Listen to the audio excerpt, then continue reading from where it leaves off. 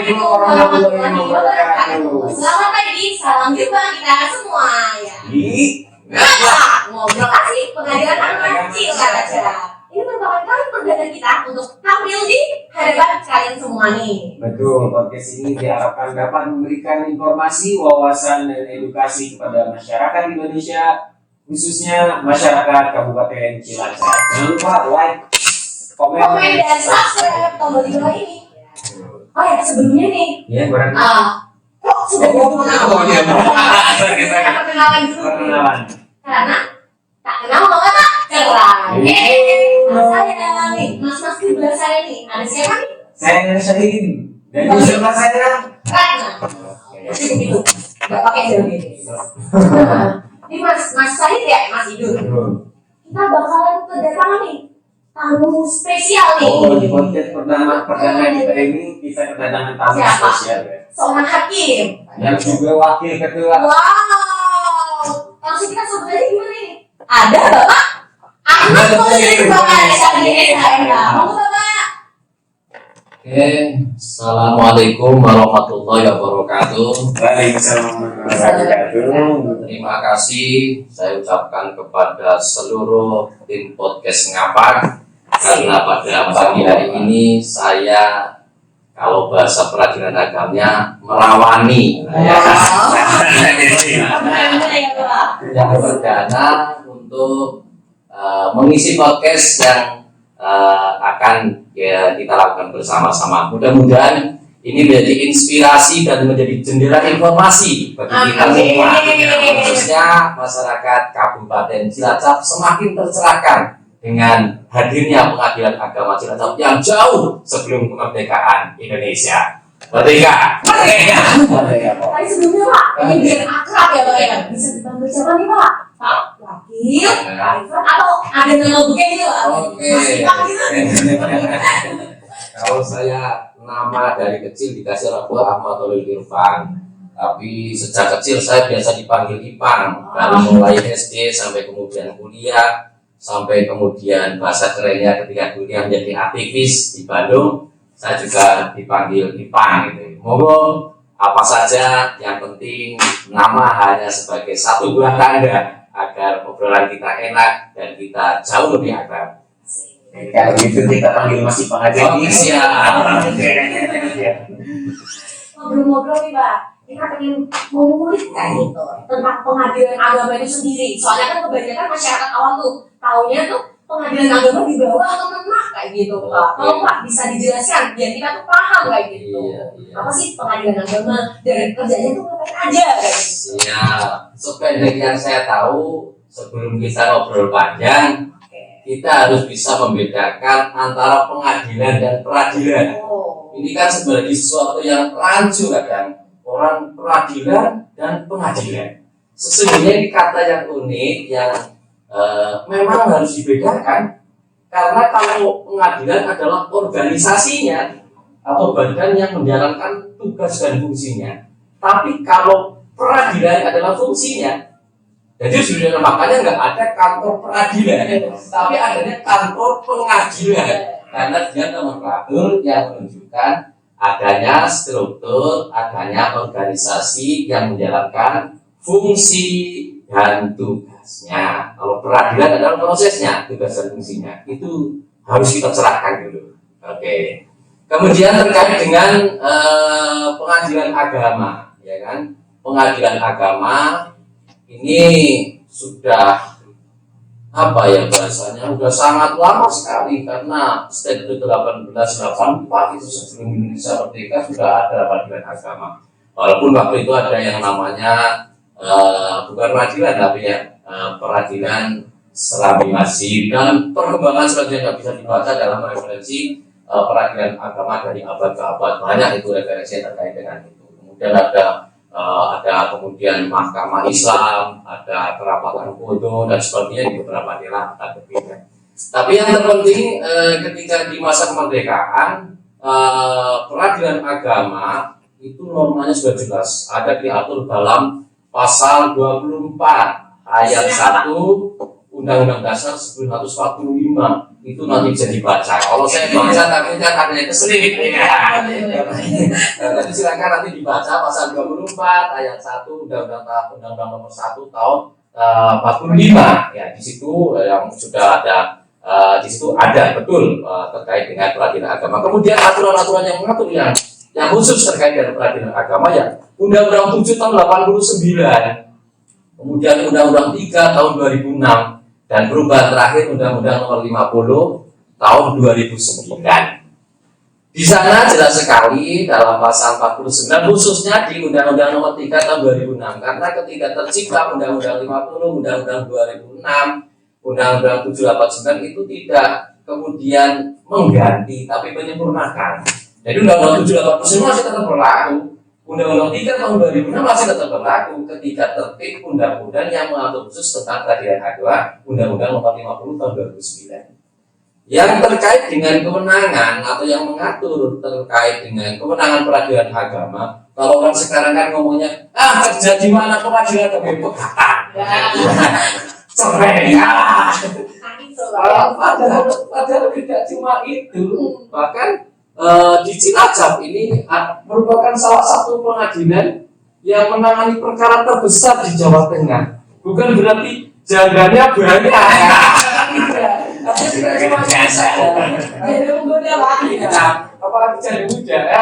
Tidak cuma itu saja. Akan tetapi justru ada banyak sekali perkara yang kemudian memberikan kepastian hukum kepada masyarakat, khususnya masyarakat Kabupaten Cilacap. Ada berapa banyak itemnya? Saya bacakan nanti itemnya nanti, atau nanti bisa dilihat di pasal 49 Undang-Undang 3 tahun 2006. Di antaranya adalah perkara perkawinan, kemudian kewarisan, kemudian wasiat, hibah, infak, sodako. Kemudian yang terakhir adalah terkait kewenangan yang terakhir, yaitu terkait menangani sengketa ekonomi syariah, yaitu sengketa yang dilakukan akadnya atau perjanjiannya menurut hukum Islam atau syariah Islam. Ketika kita di situ hanya ada 7 item, sesungguhnya setiap item itu paparannya banyak sekali.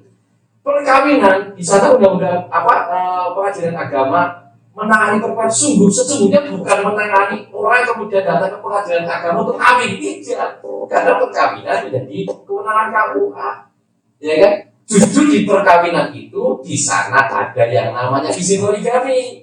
Siapa tahu nanti ada yang mau izin poligami, mau punya istri lebih dari satu, silakan saja sepanjang syarat-syaratnya terpenuhi, ya kan? Itu. Kemudian ada yang namanya di perkawinan itu ada yang namanya harta bersama. Yang paling banyak adalah perceraian, ada cerai talak dan cerai buka. Kemudian ada pengangkatan anak atau haldona, ada isbat nikah, ada dispensasi nikah. Itemnya banyak sekali. Hanya perkawinan satu item saja. Kemudian di kewarisan juga nanti, di wasiat juga, hibah, infak, sedekah, apalagi ekonomi syariah itu lebih banyak lagi. Artinya apa? Peradilan agama cukup kompleks menangani kebutuhan masyarakat, khususnya masyarakat Kabupaten Cilacap. Oke.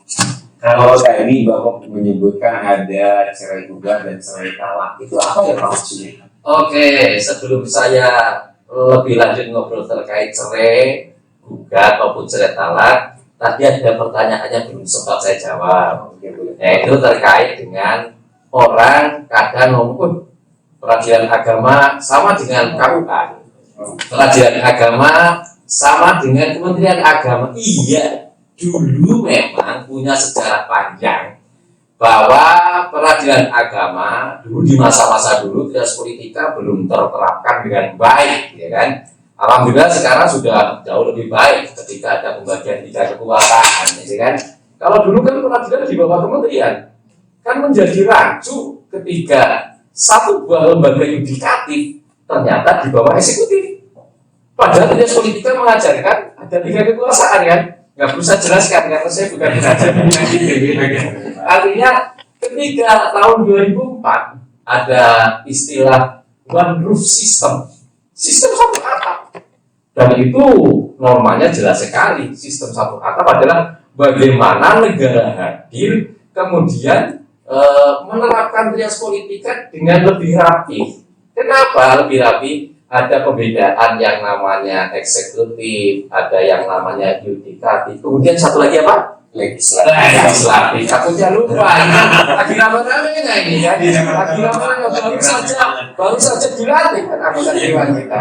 Dan anggota legislatif harus hadir karena semuanya tidak bisa berangkat sendiri-sendiri, tapi semuanya harus saling menguatkan dan saling mendukung. Oke, saya jelaskan lagi. Jadi sejak tahun 2004 adanya one roof system itu, peradilan agama di bawah Mahkamah Agung Republik Indonesia karena ada dua kekuasaan, yaitu kekuasaan kehakiman. Saat pelaksananya adalah satu Mahkamah Agung, satunya lagi apa? Mahkamah Konstitusi. Itu. Jangan kemudian yang banyak nggak tahu pula ya. Nah, kemudiannya di bawah Mahkamah Agung ada 4 lembaga peradilan, yaitu peradilan apa? Yang pertama peradilan saudara kewakilan, Pengadilan negeri. Pengadilan negeri, ya.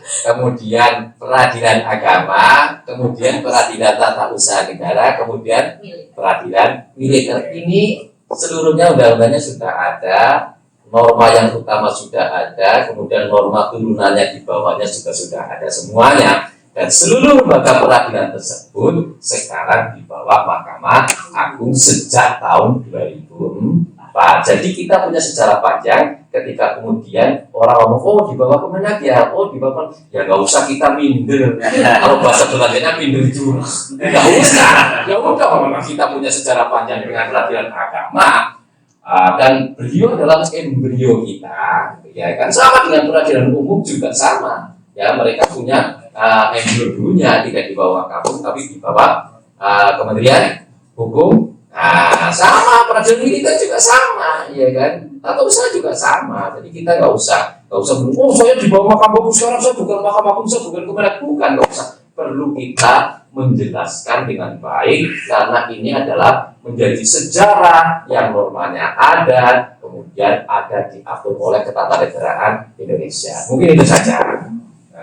Oke. Yang tadi Pak yang ditanyakan Pak. Oh iya. Cerai kalau cerai. itu apa sih bedanya? Sebenarnya kalau cerai talak itu memang diatur oleh Undang-Undang 7/89. Kalau cerai gugat adalah yang mengajukan cerai, adalah pihak istri atau perempuan.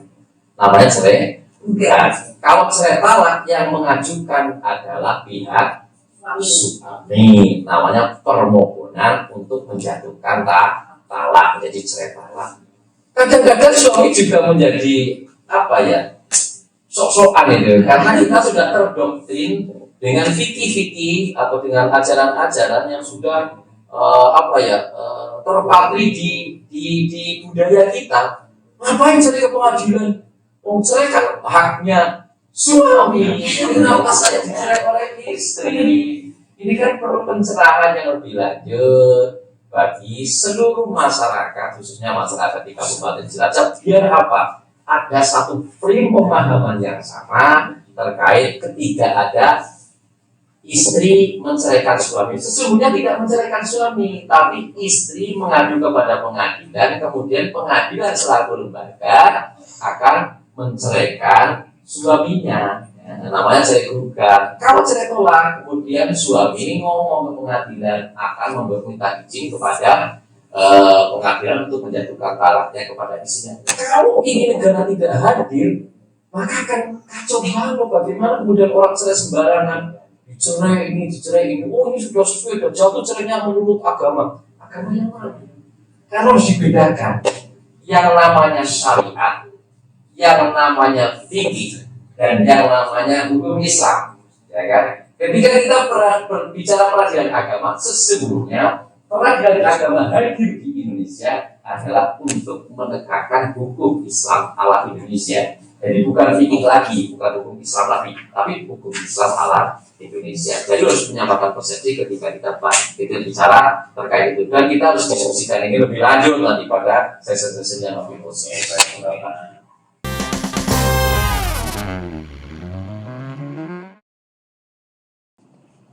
Ini lanjut ya Pak ya. Oke, siap. Kabupaten Cilacap itu sendiri Pak, Ya. kan merupakan kabupaten yang terluas dan dengar nih Pak, Ya. perkaranya tuh paling banyak di Ya. Kabupaten Cilacap, Ya. di Jawa Tengah Pak. Iya. Jadi sebenarnya itu apa sih? Bukan apa sih Pak ya? Perkara apa aja sebenarnya yang ditangani Pengadilan Agama Cilacap yang paling banyak nih Pak? Oke. Data-datanya. Iya. Ya, jadi Pengadilan Agama Cilacap paling banyak perkara yang ditangani ya memang perceraian. Wah, ngeri. Dun, jangan dun. Karena di tahun 2024 sampai bulan awal ini, awal September ini ya, Agustusan kemarin, awal September itu sudah 4.663 perkara seluruhnya. Jangan motivasi. Iya, 4.663 perkara seluruhnya. Kemudian yang berhasil kita selesaikan itu 4.384 perkara. Artinya produktivitasnya kan luar biasa. Kemudian kembali lagi ke pertanyaan tadi, yang terbanyak berapa? Perceraian. Karena perceraian sampai saat sekarang cerai gugat nih. Cerai gugat. Ketika bisa cerai gugat berarti yang mengajukan pihak istri. Ini nggak tahu ini karena terpengaruh emansipasi wanita. Nggak tahu lah ya. Jelas perkara cerai gugat ini sudah 3.077 perkara yang mengajukan ke Pengadilan Agama. Sedangkan cerai talak itu 1.097. Kalau dihitung global 3.077 sama 1.097 kan sudah sekitar 4.100 berapa? Akhirnya memang itu perkara yang paling banyak ditangani di Pengadilan Agama Cilacap. Kalau yang lainnya kayak dispensasi kawin, tahu nggak dispensasi kawin? Apa itu Pak? Kan masih di bawah umur Pak. Apalagi sekarang setelah terbit undang-undang perkawinan yang baru ya, yang usia perkawinan kemudian ditingkatkan usianya ya kan, diska makin banyak. Perkara diska itu 368 perkara yang ditangani Pengadilan Agama Cilacap. Juga ya. Sampai dengan hari ini. Iya, itu bagaimana Pengadilan Agama Cilacap hadir untuk masyarakat Kabupaten Cilacap untuk memberikan kepastian hukum bagi warga Kabupaten Cilacap yang ternyata nikah masih di bawah umur. Tapi bukan berarti kemudian Pengadilan Agama merupakan pengadilan agama yang pro nikah bocah. seperti yang didengung-dengungkan oleh pemerintah kita, justru kita mendukung. Tapi bagaimana kalau kemudian itu harus terjadi? Tapi kan harus ada kepastian hukum di sini kan? Tentunya aturan terkait dispensasi kawin, dispensasi nikah itu diatur khusus oleh peraturan Mahkamah Agung. Bagaimana cara memeriksanya, apa cara-caranya dan sebagainya. Tentunya melalui tahapan-tahapan yang luar biasa. Sekali lagi perkara yang terbanyak di Pengadilan Agama Cilacap yang ditangani adalah perkara cerai. Yang pertama cerai gugat 3.000 sekian, kemudian cerai talak 1.000 sekian. Begitu. Oke, saudara. Aduh ya. Ngeri banyak-banyak Bapak. Ya. Itu kan karena Pengadilan Agama Cilacap itu tidak hanya mengurusi masalah perceraian ya Bapak. Ada enggak perkara semisal ekonomi gitu Bapak, ada yang masuk? Oke. Dari kompetensi absolut Pengadilan Agama Cilacap, ini saya udah nulis nih, karena saya nggak hafal ini kan, saya tulis nih. Perkara dispensasi nikah yang kita tangani sampai saat sekarang adalah 368. Izin poligami, ya kan, berarti beristri lebih dari satu orang, ya kan. Siapa tahu ada yang minat nih, kalian podcast ini nih. Silakan, jangan nikah siri, tapi bagaimana kemudian izin poligami dilegalkan oleh pengadilan, kemudian juga kita menghargai kaum perempuan, kemudian kita menghormati hak-hak kaum perempuan, itu menjadi penting. Kemudian ada yang namanya perkara harta bersama, itu ada yang namanya perkara hal Abang mungkin kurang familiar kita ya. Iya. Karena abang bahasa Arab. Pengangkatan anak. Iya, pengangkatan anak ada 6 perkara yang kita tangani. Kemudian ada namanya perwalian, ada 15. Asal usul anak, ada yang 15. Kalau dulu pernah kita lihat kasusnya Masih Camutar, yang pernah booming dulu. Iya. Siapa tuh? Masih Camutar, artis kita Masih Camutar yang ketiga dulu dengan Pak Mudiono kalau nggak salah, itu termasuk bagaimana peradilan agama hadir untuk masyarakat. Oke, kemudian ada isbat nikah yang sudah dilakukan dulu tapi belum tercatatkan. Jadi tetap ada yang namanya ajas retroaktif, berlaku surut. Nikahnya tahun misalnya 80, kemudian belum dicatatkan, kemudian diisbatkan ke pengadilan agama, bukan berarti tanggal pernikahan tahun 2024, tapi tahun yang dulu. Pengadilan hanya mengisbatkan saja, memastikan bahwa perkawinan yang pernah terjadi sesuai dengan syarat rukun dalam perkawinan. Itu namanya isbat nikah, jadi berlaku surut. Nah, ini kan luar biasa sekali manfaatnya, ada kepastian hukum. Kemudian perkara ekonomi syariah yang menjadi kewenangan terbaru di kita, ada sekitar 5 perkara yang sudah masuk di pengadilan agama. Saya salah satu yang menangani 2 perkara tersebut. Perkara waris juga ada 10 perkara. Mungkin itu saja secara singkat bisa saya jelaskan. Oke Bapak, terima kasih. Terus benar nggak sih Pak kalau berperkara di pengadilan agama Cilacap itu harus menggunakan jasa pengacara? Oke. Ini menarik sekali.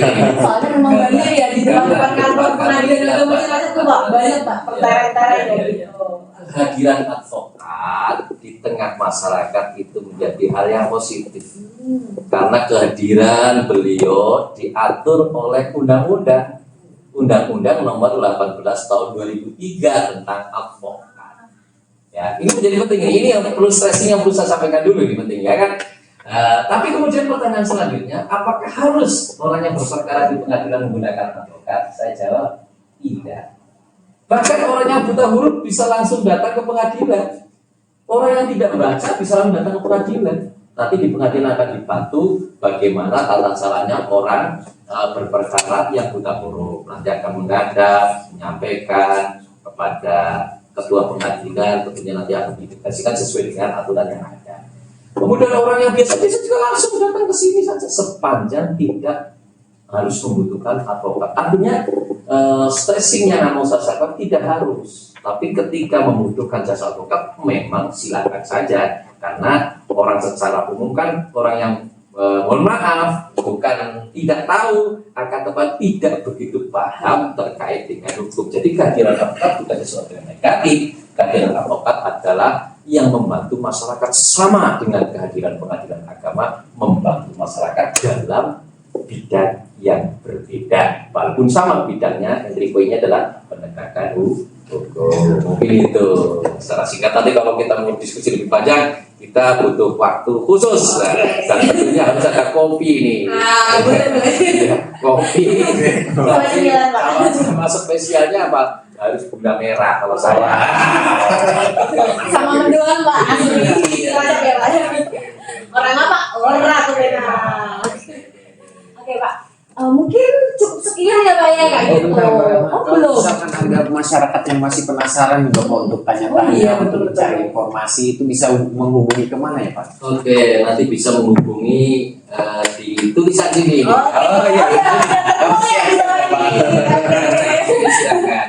Kalau enggak, silakan datang ke pengadilan agama gratis, tidak dipungut biaya karena di kita ada yang namanya Pospakum ada norma hukumnya. Boleh nggak sebelum saya akhiri nanti saya akan menyampaikan closing statement. Boleh banget. Ini yang kita membedakan gitu ya. Lanjut Pak. Oke, saya akan menyampaikan Assalamualaikum warahmatullahi wabarakatuh seluruh masyarakat Kabupaten Cilacap.